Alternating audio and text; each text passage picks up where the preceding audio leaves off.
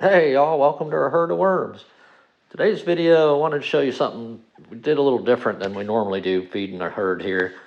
Typically we're blending up veggies, fruits. We've got dry worm chow we make up, made of several ingredients. But for this feeding, I gave them straight off the supermarket shelf, Quaker Oats, 100% whole grain oats. Threw a couple handfuls in here 24 hours ago or so.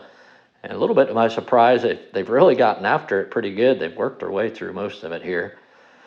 So hopefully this will help you guys out if you got, want to do a quick and easy feeding. Worm sure didn't seem to mind, and it really doesn't get much easier than this. So if you like the video, give me a like, subscribe, stay tuned for more videos. Thanks for watching.